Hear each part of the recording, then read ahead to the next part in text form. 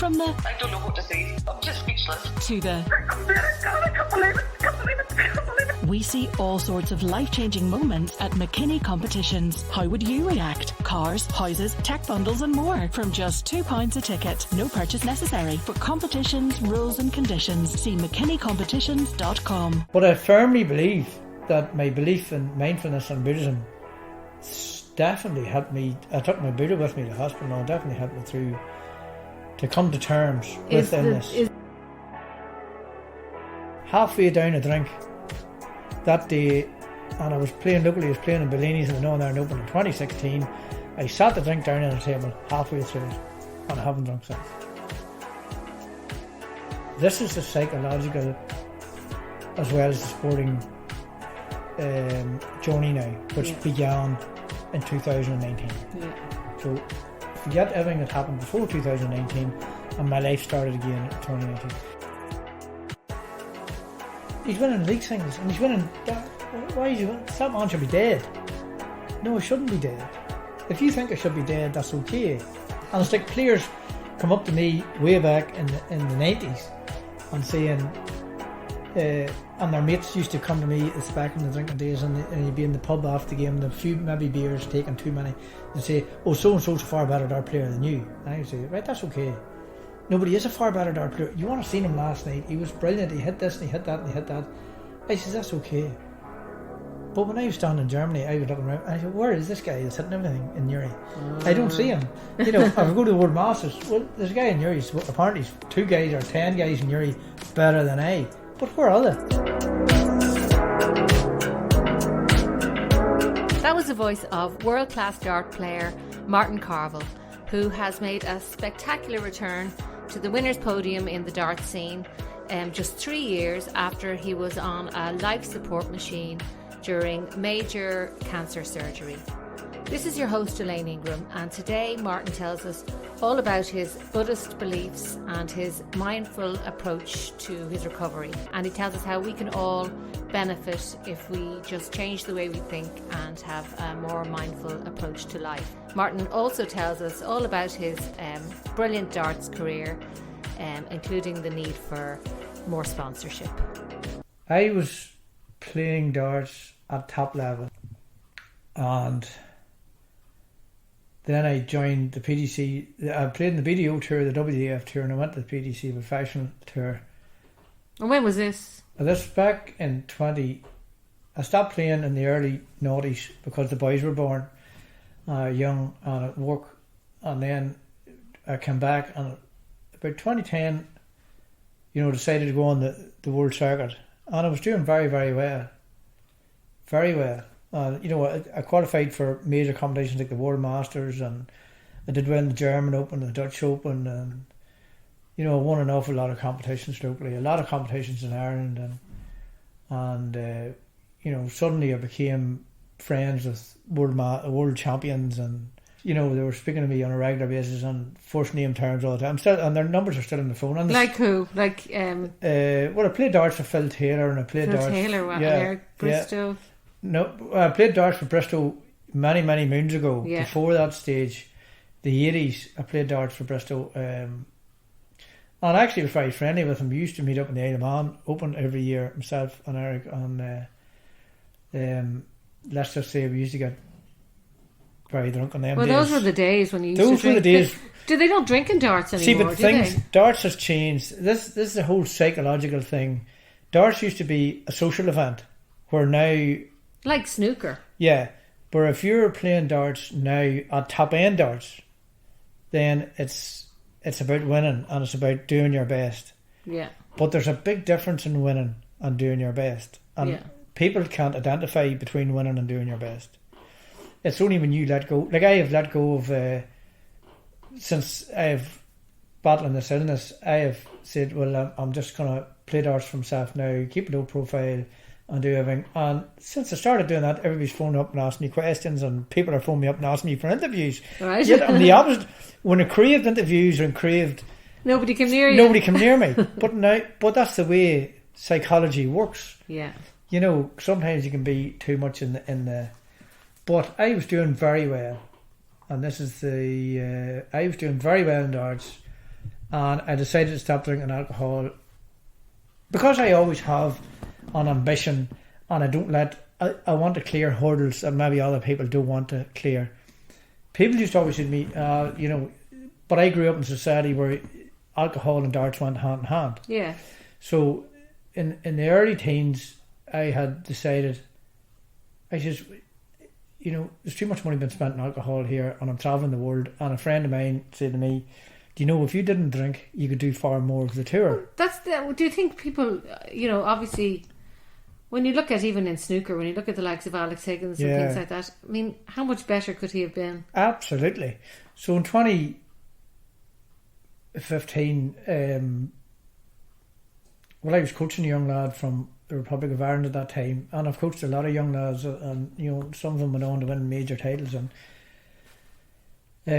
Joanne Cregan, who's in the medical background, is his mother, and she said to me, I had went to, I think it was the Northern Ireland Open, and I had done quite well. I got down to the last 16, and she turned around to me and she says, do you know, I think you too much drink today. I think you would have won this tournament if you hadn't drunk so much. And I've been trying to go off the drink, and I come home and I say to myself, do you know, people think I can't throw darts for no drink. And then do you think it becomes, now this is the psychological end of it, do you think it becomes a crutch in that way? Yeah. Well, then, you see, when you drink, you don't know when you have too much drink, you don't know when. If you play great today with very little drink, you'll say, well, I don't need much drink. And then the next day you go out and you take the same amount of drink, which is very little, and you don't play well, you say, oh, I'll need more drink.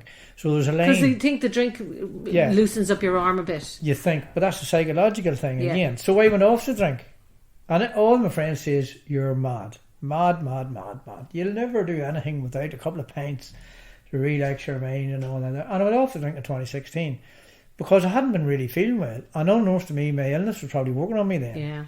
But I went off it. And by 2018... Did you go off it completely, or did you just go off it when No, you stopped.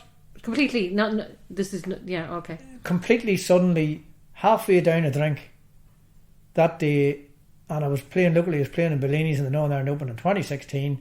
I sat the drink down on a table halfway through it, and I haven't drunk since. God, and that was on the 16th of November 2016. And it was abrupt, but... Did you win the tournament? No, that's to say I lost in the last 16 of that tournament. Okay. And Joanne said to me, yeah, I think you had too much to drink. And I says, yeah, I probably had.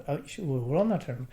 And I says, I'm going to be nervous now until I get over this obstacle. But I'm a type of guy that if there's an obstacle in front of me, I'm going to jump it. You're going to I said, I'm not going to let this beat me. I'm going to prove that I can do it. So by 2018, I had broke the system of needing alcohol to play good darts. Now, it was a rocky road, and I decided now I can go back on the full European tour. And I went to the Belgium Open, and I went to the German Open, and I actually done quite well in both of them. And I went to the Czech Open. And at the Czech Open, my son was with me, and I couldn't eat properly. And I went to the doctor and came home, and then I was diagnosed with esophageal tumour. And things got much worse than that. And I sort of knew they were going to get worse than that. See, there's me there. Well, that's 2020. That's me in a life support machine in 2019. And that's me in 2020. So you were on death's door? Yeah, I was on death's door. There's the front. Wow. That's the operation. And then they opened me down the back because my lungs collapsed as well. Now, that's me in a life support machine as well. What were they giving you? Your chances must have been really slim at that point. Yeah, they were slim, but you see, this is where the story begins. This is about where I am now. I can tell you how I got to here now. So, in 2018, things were going well in the dart front. So then, I was told I had a massive tumour in my esophagus, and I was too far gone. So I lost my esophagus, all of it, from here to into there. God. So nothing to eat through. And I lost my stomach as well. But they left a little bit of stomach. But they had to remove the stomach and put it to my right shoulder. Okay. And sewed it onto my throat. So when I eat now, it goes over here, but I can only eat like a kid. And then they stretched it down and sewed it on my bowel. But when they went to my bowel, they found another tumour, a cancer tumour in my bowel as well.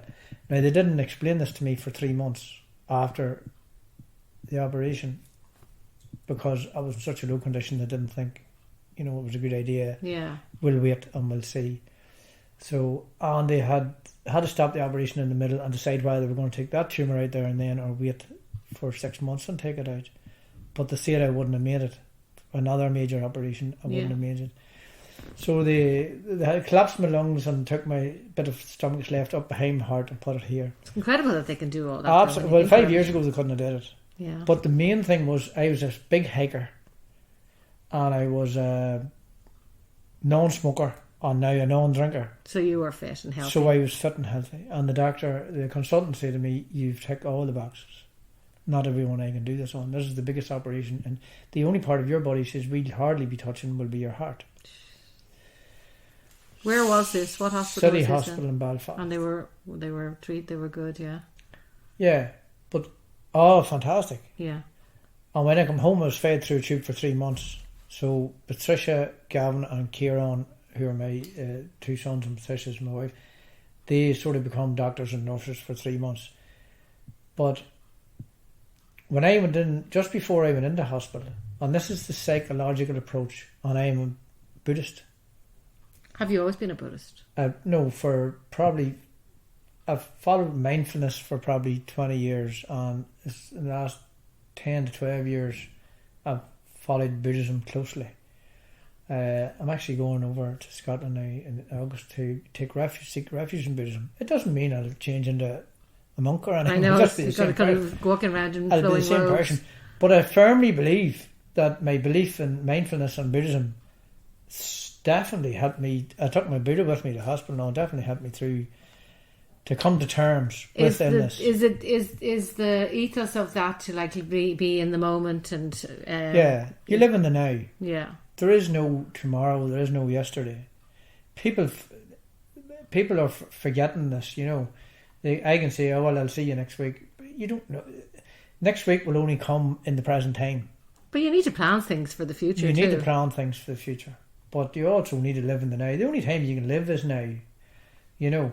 So, my diagnosis, so obviously this hit us hard here at home, you know. Yeah. And because things were so bad, and they were actually worse than we actually thought they were, I had to have the realisation that I may not come through this. So, but this is where my whole system of working towards where I am now, it revolves around 2 words: belief and fear. Right. You have to have belief, and you must not fear anything. Okay. If you fear anything, even in sport, in darts, in football, in soccer, you know, if you fear anything, then you've an uphill battle. And it's a pointless emotion. Emotion, yeah. Because, you know, it's pointless. Yeah. Because you can't do anything about it anyway. No. So it's the same as when I was diagnosed, fully diagnosed in January 2019, and I was taken into hospital on the 23rd of April, which was an Easter Tuesday, and I was still working on the Friday before. And people at work used to say to me, "Why are you here? Why are you not off?" And I said, "Why would I be off? I'm enjoying my life." "But you've been diagnosed with this and that there, and things are going to..." Say, "But I'm living as long as you can actually I'm living today." It. And deep down I knew I may not make it, but it's a self-realisation that you must have. But it must be very difficult. I know you say like you can't Well, I had to make my will, and I had to prepare the house for a week, thinking that I may not come back. So there must have been some fear deep down inside you, but you just wouldn't let it surface. Yes, but I'm not afraid of death. Are you not? No. See, I find that really hard. No, I'm not afraid of death at all. Have you never been afraid of death, or has this made you? No, I know. Well, no. This was long before this happened. As a matter of fact, when I was taken down to theatre, the anaesthetist was chatting with me, but I was joking with the nurses just before we went in the theatre. I'm joking, and the anaesthetist was saying something, and I was speaking to him about shamanism. Have you ever heard of shamanism? Yeah. And I was speaking to him about shamanism, and he says, "Have you ever tried ayahuasca?" And I don't know what that is now. It's a hallucinogenic right. plant you would get. We used to take it away out in foreign places. It's a plant where it gives you hallucinations. It's like magic mushrooms or something. Like that, yeah. And I says, no, but you're going to give me some now in a moment. And he started laughing his head off. But as he said that, I said to myself, well, he had the needle ready to inject me, or ready to put it into the tube. I says, this could be my last speech. Yeah. And within seconds I was out. But thankfully I came around. How did it feel when you woke up? Did you kind of go, oh, I'm well, still I was here? drugged up to the hilt, you know. Yeah. So, but when you did come to your senses, were you like... Yeah. Well, Patricia and the boys, the hospital phoned them and told them to come down, and they come into ICU, and well, things were pretty rough, you know, because of the amount of drugs I was on. Things were rough. But I didn't lose my sense of humour. I never lost my sense of humour, because things are bad, so why make them worse? But, you know, I said to the boys, to Gavin and Kieran, you know, I'm not beat here. I'm not going to let this beat me. Right, if it beats me, okay, it's one, but I'm not going to let this beat me. I am not going to let this beat me. That's the competitive nature in you too. The competitive nature, yeah. And I fully credit that to darts, because I'm very competitive with darts. Yeah. You know, like I came from a small team in Rostrevor to... Who did you play for in Rostrevor? Probably every team in it. Oh yeah, but there's not that many. Yeah, Well, there's loads of bars there in was Rostrevor. There was in those days. The INF I played for, and Sabronis GA I played for as well, and you know, and Newry in those days was a much higher competitive, oh, them boys are far too good league. But I went to it. I played for the great Hillbillies teams of the 80s. Oh, right. Which was McGinnity's. We were all Ireland champions. We were non-Ireland champions. We went 105 games in Newry without being beat. Wow, I wasn't here for any of that. That was the greatest team Newry ever had, was the Hillbillies. And darts was probably huge then. Darts was huge because it was a social event. Yeah. Most teams had 2 and 3 teams. McGinnity's had 3. And the 80s just was a big era for darts. Massive. Everywhere. Massive era and like, for darts. like snooker. But I left Rostrevor. This is where my competitive comes again. Oh, them boys are much better than us. Oh, I want to go there. Right. So I used to get the bus up every Friday night and play in Newry. And then, of course, the non-Ireland champion at that time was called Kieran Matthews. Right. Who sadly passed away with cancer in 1940, or at 45 years of age. Oh, dear. And I married his sister. Oh. Patricia. Yeah. But I wanted Does she play darts? No. But I wanted to be with them guys. Yeah. So that was my competitiveness. So I raised the ranks in Newry. And then I watched the guys on TV and I watched the guys. And I want to be them guys. I'm as good as them guys. So I did the ludicrous thing that people say around here. I jumped on an airplane. My friend Paul Dillon, who's a fantastic dart player, he did it as well. And Paul gave me a lot of help and a lot of... I said, well, if Paul can do it, I can do it. Don't be daft. But I did do it. You know, and I sat with... I can go to any How did tournament. you do it? You just got on a plane and what happened? I just joined the BDO and I went to the British Open and I played well. Do you not have to qualify to get it? Yeah, no, you didn't have to qualify for playing. They start from a floor event of 500-600 players. Okay, right. And I went to the Dutch Open, the German Open, and I used to do quite well in all the tournaments, and then all the players started to recognise me. The big players used to recognise me, and suddenly I become a regular on the tour. And I qualified for the World Masters. You had to qualify for them. And only several players from this country has... What year was that? 2011 and 2012 and 2013. And you won Sports Person of the Year here in 2011? 2011. Well, I was nominated for Sports Personality. Well, I don't have a big, massive bowl out there. I don't know. I've got something anyway. But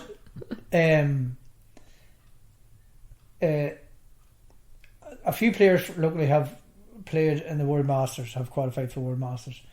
But I made it right down to the grand finals, right down to the last 16. And in fact, the following year I did the same again. Brilliant. And I'm just a little player from Newry. And these guys playing in the World Championships, 2 defending champions had actually beat me in the last 16. Martin Phillips beat me, who was a World Master, and Tony West beat me, who was a World Master. And suddenly them boys know me. Yeah. and now I'm become known within the hierarchy of darts. And I'm getting texts from guys that have my phone number, you know, Tony O'Shea and Martin Adams. Martin Adams texted me a couple of weeks ago. Scott Mitchell, who's former world champion, contacts me quite regular. And so does Dean Winstanley and Darrell Fitton and quite a few others. But back to the illness, coming out of the illness, everyone says, right, well, he's not going to, he won't play darts again because he's ill and he's old. Now, what age are you? I'm 60. I was 60 a couple of weeks ago. Well, you don't look 60. No, I look 59. But those were two obstacles. That's like a red rag to a bull. Yes, those were two obstacles that were put in front of me then. Yeah. Right? I'm not going to be fit enough to play darts again. I'm not going to be fit enough to... I'm going to be too old to play darts again. And I knew I was going to be almost... I was 57 the following day after my operation. So I knew, this is going to be a big ask here. There's going to be a big ask. And even then I didn't know how I was going to medically develop over the following couple of years, you know, because they told me it's going to take a long time. I'll never get back to normal, but a long time to get any sort of normality in. So I says, right, well, this new beginning starts now. So it's this is a psychological as well as the sporting journey now, which began in 2019. Yeah. So forget everything that happened before 2019, and my life started again in 2019. So, and it is like you were handed a new lease of life, really, isn't it? It's like, well, a few days into ICU, the physiotherapist came around, and obviously I had 23 tubes coming out of my body, and each of them held me either side of my shoulders because I was unable to walk on my own, obviously, for weeks. And they said, well, we want you to walk 3 metres and back again, and then tomorrow we'll do 5 metres and back again, and we need to do this because, you know, for your I suppose getting everything built up and moving again. Yes, we need to get your movement, and we need to get your circulation going. And I refused. I says, no, I'm not walking 3 metres. And she says, oh, you have to walk 3 metres, because if you don't, I'll get my boss will go mad, blah blah. Say, no, I'm refusing to walk 3 metres. And the other helper says, you really have to walk 3 metres, Martin. I says, no, I'll walk 6 or none. Oh. And she says, no, 6 is too many. She says, no, it's not. 6 is not too many. She said, I'll do 6 metres and back. And I did the 6 metres and come back. And the following day... And how difficult was that?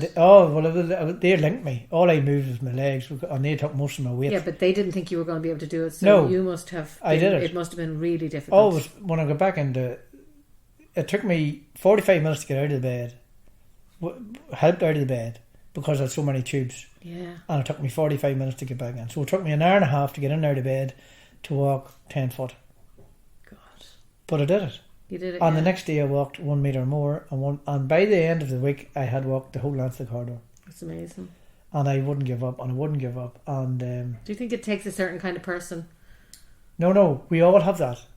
It's just a case of finding it then? We need to find it. We all, you know, we are all God, we are all Buddha. We'll have to, you know, if we just realise that.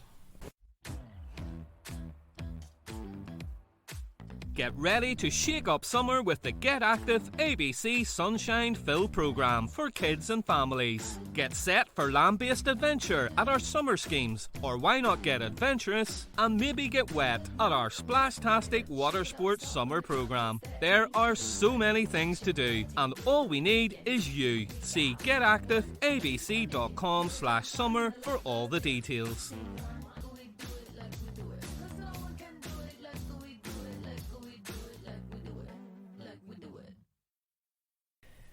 A Division 4 dart player in Newry. His ambition is to win the Division 4 title, singles title. And a Premier League player who his ambition is to win the Premier League title. So the guy in Division 4 practices all the best he can, and for him, at his level, he's happy and he's doing well, and he wins the Division 4 title. And the guy is in the Premier League, he practices hard, and he does all he can do, and he wins the Premier League title. The guy that wins the Premier League title is no more happier than the guy that won the Division 4 title, because he has done what he wanted to do. He's on the same level as the boy. He mightn't be in the same league or the same standard, but on his level, that's what he wanted, and he's achieved it. So the guy in the top level has achieved what he wanted to do. So both are equally happy, even though they're unequally matched. Yeah. So it's about happiness, and it's about how you approach things. As Wayne Dyer, I don't know if you ever heard of Wayne Dyer always says, if you change the way you look at things, the things you look at change. Right. So we'll put this into another perspective as a team event. In 2010, Donegal football team could not win a game of football. They couldn't win a game of football for love nor money. And Jim McGuinness had been interviewed for several years before to take over the Donegal team, and they turned him down. So in 2011, they gave the job to Jim McGuinness simply because no one else wanted the job. It sounds like down. Yeah, it sounds like down at the minute. I can nearly get on the down team now. No, I couldn't. You have to, at the same time as that, you have to set your limitations. Yeah. There's no use me coming out of where I've come from, and like people, you look at me now and say I'm fit and strong.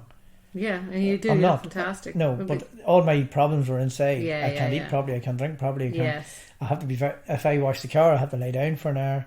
If I cut the grass, I have to lay down for an hour. If I play darts for an hour, I have to lay down for an hour. You know, and with every major illness, there comes a free illness that's thrown in. It's called depression. Right. And you're battling that all the time. Yeah, it must be. Yeah. And that's very difficult. Yeah. Everyone that has an illness of any kind or a major illness will always have depression. That's a side event. I call because that, especially if it's when your mind is able but your Yeah. body is not. That's right. So that's a big thing with me. yeah. Like especially when nearly had to stop me to sit here all the time. You know, don't be doing. You know, if I cut the grass, I'm going to wash the car now. If you wash the car now, you know tonight you're going to be out. And I take hypoglycemia attacks now, and that's not because I'm diabetic. Because the way my insides are all moved about, and my body thinks sometimes I'm overloading on sugar and I'm not, and then the insulin comes out and then I go into a hypoglycemia attack. Okay. But back, Jimmy McGuinness got the job as Donegal manager, who were probably the worst team. They were the worst team in Ulster at the time. The most defensive team in Ulster, that's for sure. At the time. Yeah. Yeah. In 2012 they won the All-Ireland. Yeah. Now they won the All-Ireland with the same team, with the same players, against the same teams, on the same pitches, in the same county and the same Ireland. What did Jimmy McGuinness do to them players? He gave them belief. It's like Kilcoo. No, it's not like Kilcoo, and I'll tell you why in a minute. Okay.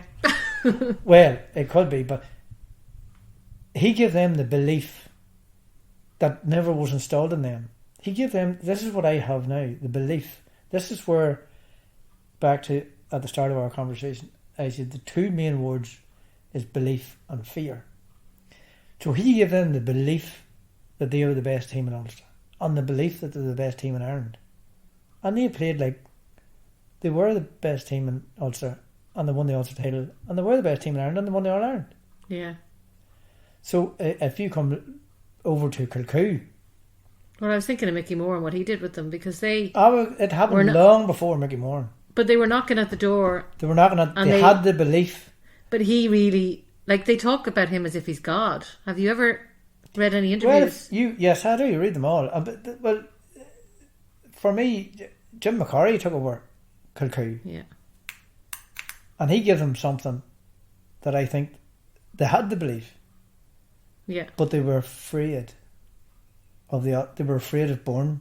They were afraid of what other teams were. And I think they had the belief, but they were smaller. They're a smaller team than most other football teams. They are. They are small, but they still had the belief they could do things. Yeah. But they feared the big strong Bourne men. They feared the big strong Loughlin Island men, or whatever it was. But I think between the managers that took them over in latter years, Jim McCurry and Mickey Moran, they have no fear now. They have no fear of no one. Yeah. And they've won multiple downs, and now they've won an All-Ireland. Yeah. Because they didn't fear the team that played in the All-Ireland. The team that played in the All-Ireland from my point of view, were a much better team. But Cuckoo had no fear, and they beat them.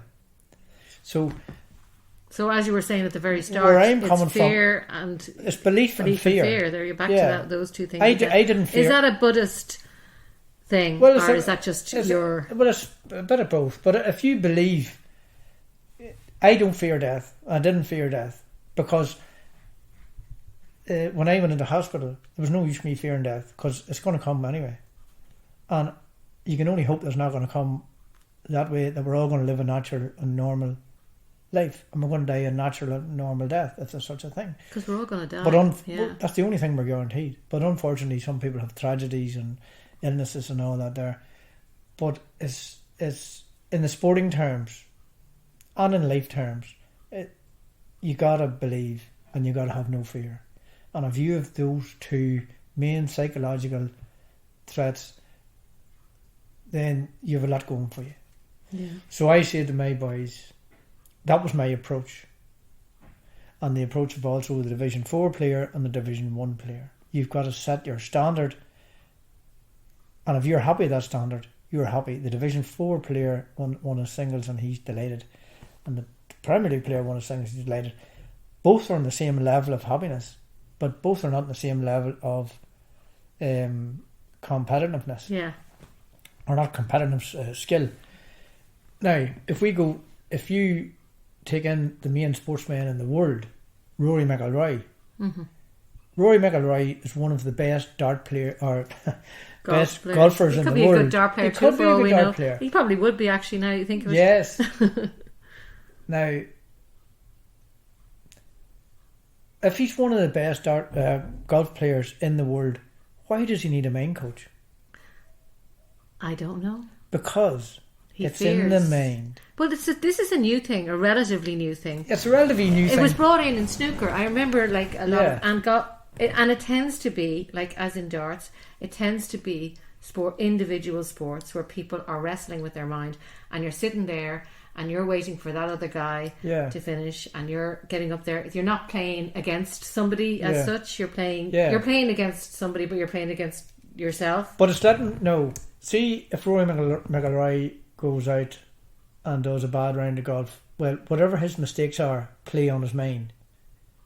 And that's a natural thing. It's the same as me. If I go out and practice darts and play bad, right, how do I get around this? But back in 2014, I took on a main coach as well when I joined the PDC. And he's called Assured Hypnotherapy, Stephen McKibben, and a lot of main dart players, specifically dart players, but a lot of sports people go to him. What's his name again? Stephen McKibben. Right. But I was on the phone to him when you come through the door. Right. He phones me. Now we've become great friends. But when I became ill, Stephen is not only a sports psychologist, he's a psychologist, but his main thing is sports, but he's a psychologist. So Stephen says, right, we'll approach this in a health term. So he supports me psychologically in health, but now he's doing both psychologically in darts or in sport. It's not specifically darts, and he's, if I have a bad day, and I went to Stephen and done a few sessions with him, and he's very, very good. But I think we all, those of us that don't, that are not very up there, need someone to tap you on the shoulder, and see that tap on the shoulder, and surround yourself with people that are good and people that know what you're talking about and people that help you in your walk of life. If you surround yourself with those type of people, then you can benefit from them. Stephen phones me all the time now anyway, even like just as a friend he phones me. Yeah. But that's Rory McIlroy is the same, and all the other golfers and all the other snooker players are the same. They have it, but they just need someone to turn the tap on. Yeah. Tell them this is what is missing. So when I come out of hospital, I was fed through a tube here and couldn't move for a month. I was fed through a tube for 3 months. And this room, if you'd have come into this room, Elaine, there was masses of boxes here and boxes over there, and there was a big stand over there with a tube going down, and it had to go into my intestine, and I had things here and all. And my family become doctors and nurses. Was it very sore? Yeah, it was sore, yeah. Yeah. But I lost 5 stone in weight. So I'm saying my darts is going to be completely different now because my muscle is all waste and things are different. So after about 6 months, or maybe 5 months, I said to the guys, well, I'll go out and try darts here. And Stephen was always in contact with me. And for the first month, I could not throw a dart over the bullseye. A bit like you out there. Yeah. That's where my darts were going. I couldn't. And that went on but I could only throw 6 darts. And then 2 days later, I'd throw 6 darts. And then 2 days later, I'd throw 6 darts. None of them went above the bullseye. Yeah. And that's only 2.5 years ago. None of them went above the bullseye. And that must have been very frustrating. yes, but we have to learn. And there's another great word that you put in between belief and fear is acceptance. Mm. So if you put them 3, belief, acceptance and fear, in a line, if you do all them 3 things, then you're on a path that's going to be enlightened to you. Mm. So obviously he says, well, if darts is not going to happen, that's not the worst thing in the world. I'm still alive. Mm. But I am going to play darts. Exactly. You weren't accepting that you weren't going to play darts. I accepted that I was You ill. accepted that you couldn't play it that day. Yeah, no, and I say as well, I will give it my best shot, and if it's not going to happen, it's just not going to happen, and then I'll accept it. But I won't accept it until I've exhausted every avenue. Yeah. So mindfully, I was pretty aware, and within 6 weeks, I was hitting hundreds and 140s, and within another 2 months, on the week before Christmas 2019, and I had my operations in April 2019, and I only got all my tubes removed in July 2019. I won a dart tournament with 70 dart players on it. Wow. And I was only like 8 months out of recovery. That's amazing. But I was still, and I was being sick in the middle of it. I was being sick outside. I played a tournament in Bellini's actually, and I was sick in the bathroom, and the guys were coming in the bathroom and saying, yeah, you're crazy. But I know I'm crazy. But I love darts. Yeah. I love darts. I love playing darts. Yeah. And I love the competitiveness. So this competitiveness comes into my belief, acceptance and fear. It comes into my threshold. And now I lost a final tournament last week, and it was a fairly good tournament. A friend of mine, Alan, won it. He's an international dart player. But you were in the final. Yes, but Alan's an international dart player, and he had to play at his top to beat me. So I get great satisfaction out of that. Yeah. I said, well, here I am. There's so many dart players here, and there's 2 of us in the final. Alan McKnight, who's a good friend of mine, and me. And that says a lot for me. And I still have... And you won. What did you win? No, I lost. No, but you won something... I won the Banbridge and just like league singles. Yeah. Well, Alan was in it as well, but I won it. That's an entire league singles. I won it. Against the... People said, Martin Carvill's winning... He's winning league singles, and he's winning... Why is he winning? That man should be dead. No, I shouldn't be dead. If you think I should be dead, that's okay. And it's like players come up to me way back in the 90s and saying, and their mates used to come to me, it's back in the drinking days, and you'd be in the pub after the game, and a few maybe beers, taking too many, they'd say, oh, so-and-so's a far better dart player than you. And I would say, right, that's okay. Nobody is a far better dart player. You want to have seen him last night. He was brilliant. He hit this and he hit that and he hit that. I said, that's okay. But when I was down in Germany, I was looking around and I said, where is this guy that's hitting everything in Newry? I don't see him. If I go to the World Masters, well, there's a guy in Newry, apparently 2 guys or 10 guys in Newry better than I. But where are they? Exactly. When I go to play darts in Belfast, where are they? They're not in Belfast. They're in Newry. So it's okay. If they want to be, if they think they're the best player in Newry, that's okay. Yeah. But everybody else knows who the best player in Newry is. And I'm not saying it's me. But I'm saying at that time, different players are best players in Newry at the time. Everybody will say, well, we know who the best player is in Newry. It'll be so-and-so or so-and-so or so-and-so, and it may be Martin some stage or whatever. And that's where I want to go back. You know, but you have to be mindful and self-realisation, and you know, you've got to have all that there. It's like Donegal, and it's like Kilcoo. You know, Donegal had the belief to win an All-Ireland, and Kilcoo had no fear of anyone to win an All-Ireland. And I have no fear of death, and I have the belief that I will play darts as long as my health stays healthy, you know, still improves. Well, I am playing top level again. Yeah. You know, I'm coaching a guy now at the moment, and he marvels at my practice. He has never beaten me yet, and he's a good player, and he will be even better. And what league are you playing in now? You're playing in Banbridge. I play in Banbridge. Last year I played in the Newry Area Dart League because the Newry League suspended because of COVID. Yeah. And then it didn't start up for a while. Boyd pulled out early because of my illness, because of COVID, and because of a few other players. I went to the Newry Area Dart League, and the reception I got in it was unbelievable. They treated me like as if I was Air Bristol in every game, and I was played so well all year. And it's a fantastic wee league, and it doesn't get the credit that it deserves. And I really enjoyed it. We actually won the league title, and we won the cup, and we won the everything that was. And what was your team there? Nummies. Billy Nummies, a gentleman of Newry Darts, has been for over 60 years. Gentleman. And in Banbridge, my team in Banbridge won the league. We won What's the cup. What's your team in Banbridge called? Red Star. We won the league, we won the cup, we won the knockout cup, we won the three-a-side, and I won the singles.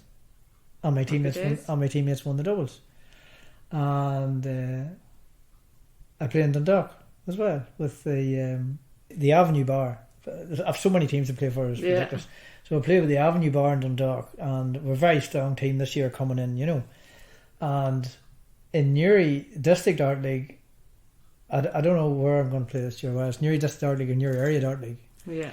But you're going to be playing. There's a bit of a rampage for my signature at the moment, so it's a good sign. That's always good, isn't it? But Stephen thinks, and I think, and Joanne thinks, and Patricia thinks, and a few of my friends think that I'm ready now. I was only able to travel up until probably about a month ago. I mean, air travel. Yeah. I was only able to travel, but you know, my coaches and that think, or those that, you know, say that give me confidence, think I'm ready now to play abroad again. So you're going to go over to England or somewhere? Well, I'm 60 now. Yeah. Now 60 means nothing to me. You know, it means nothing to me. And that's another hurdle that's been put in front of me. The illness is put in front of me. And I've, you know, and it's always going to be there because my body's completely different now, and I need to be extremely careful. I could eat the wrong thing and that could make me buggered. But now the age thing's there. So I'm going to say now I have a time of so many years, say 5 years. So now, right, that's it. I want to do this within that 5 years. I'm going to do it. The big stumbling block is sponsorship. And I don't know why locally businesses don't sponsor, like dart guys are doing the world tours, or you know, Paul had this problem as well, sponsorship. Like I see local companies sponsoring rally cars at tens of thousands for one rally. Yet a fraction of that would do me for an entire year. Yeah. I don't drink, I don't smoke. Do you have you tried to court any of them, or to get people to come on board with sponsorship?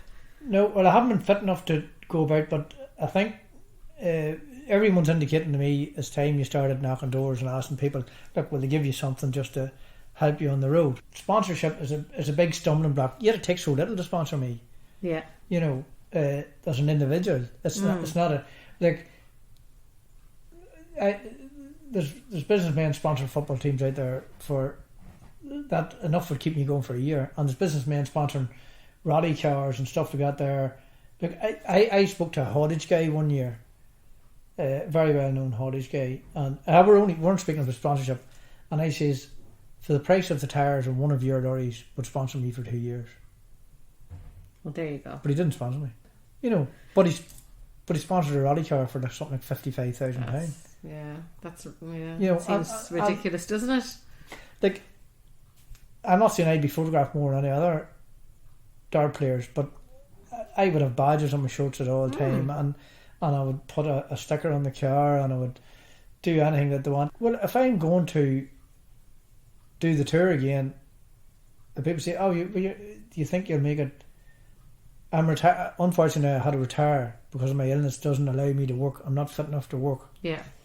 So I can practice a wee bit, probably more, without, than I would have if I was working. Because I used to have 2 jobs all my life, and so I wouldn't say more, but probably at it more intense. So I do believe, and I spoke to world champions about this not too long ago. They said, if you're playing those sort of darts, there's no reason why you can't. And I've watched, like my friend there, I'm very good friends with Neil Duff from Ballyclare, and I've had ding dong games with him over the last 18 months. Neil Duff become world champion last month. Right. He is the WDF world champion. He won it on BBC TV, and he's now currently the champion of the world. Wow. And you and I have you're ding up there with him. Well, I would say I'm not on Neil's level at the moment, but Neil speaks very highly of me, and I'm glad that he does. He actually spoke about me in an interview there somewhere, that I was a trailblazer for darts in Northern Ireland. And I like that because, I'm not the only... I represent Newry darts whenever I go away, and I would represent the Newry District Dart League and the Newry Area Dart League. Yeah. And I represent Newry Council as a whole, Charlie Casey and, all the councillors that I know very well, and the sponsor. I took the Northern Ireland Open into Newry in 2010. Yeah. I was the man that got the Open into Newry. Now it's probably going to leave Newry soon, but it all the big stars came to Newry all the time. Yeah. That's about building the game locally, and what I do in darts is represent everyone else. And now my attitude is the same as lost in the final last week. Well, I got to the final, but I know that's only a stepping stone for me. And I know I'm 60 years old there a couple of weeks ago, and I know if I had a decent sponsor, I could really do damage before I decide, right, I'm not going to travel anymore, I'm just going to play darts in Newry. But this is something you really But want this to is do. not hurt of me. And this all manifests from when I was 2016, when I stopped drinking. I wanted to battle the hurdle of non-drink. When I was diagnosed, I wanted to battle the battle of staying alive. When I stayed alive, I want to do something important in my life. And if people phone me up and say, look, I've been diagnosed with cancer, and you have had tumours, and you've had cancerous tumours, and you've had removal of parts of your body, how did you approach it? If I can give that person a little bit of help or a little bit of belief, that's made your day. That's what importance is about. When the doctor told me, look, you have a massive tumour, Patricia was with me, you have a massive tumour in your esophagus, and there's nothing we can do, we'll have to send you to the city hospital, and I don't know if they can do anything. Now, if they hadn't been able to operate, he said I'd probably only about 7 months to live. But I never panicked. I went to my work the next day, and I never panicked. That's amazing. Yeah, I never panicked, because what was the point in panic? And I was painting that fence the day before I went in the hospital. Well, But you were very lucky that you had that belief system already. yeah, but we all, it's a bit like the cuckoo and a bit like the dart player in Division 4, and not only that, it's the happiness you take out of it. Like the dart player in Division 4 is overjoyed because he won Division 4. Yeah. And the dart player in the Premier League is overjoyed because he won. So both of them on the same level of happiness, but they're on a different level of skill. Yeah. But they're both happy. Yeah. So that's the important thing. Now I like the board starts singing here at 4 o'clock in the morning, and people wake up and say, "Oh, them bloody boards woke me at 4 o'clock in the morning and I couldn't get back to sleep." When I hear the boards at 4 o'clock in the morning, it's not fantastic. And then I fall asleep again. Or I have a lot of difficulty sleeping. So it's the way we look at things. I have it. Change the way you look at things, and things you look at change. That's what Wayne Dyer says. You know, so it's the way you look at things. I try to instill that. I need to go home now and Gavin I and need Kieran. to keep that in mind when I'm about to give out to my children about something or other. Yeah. Well, I'll give you a wee thing to do. If you go up to I'll give you a wee demonstration of how the mind works before you go out. You don't need the microphone for it. That's if I have 2 straws. If you go up to pay your shopping and you smile and say something nice to the girl in the till, that could make her day. Oh, I do believe absolutely Yeah. in those little things. Yeah. One word might change the world, but it might change the world for that girl. Yeah. You know? Martin actually left the room at that stage and came back with 2 straws and showed me a trick that involved moving 2 pieces of metal within the straws with your mind, and it actually did work. But hopefully Martin's words have helped somebody out there through cancer. And in terms of darts, it's hopefully onwards and upwards for Martin, and any potential sponsors out there, take note. Remember to keep getting all of your news from Armagh Eye, and I hope you join us next time for our podcast.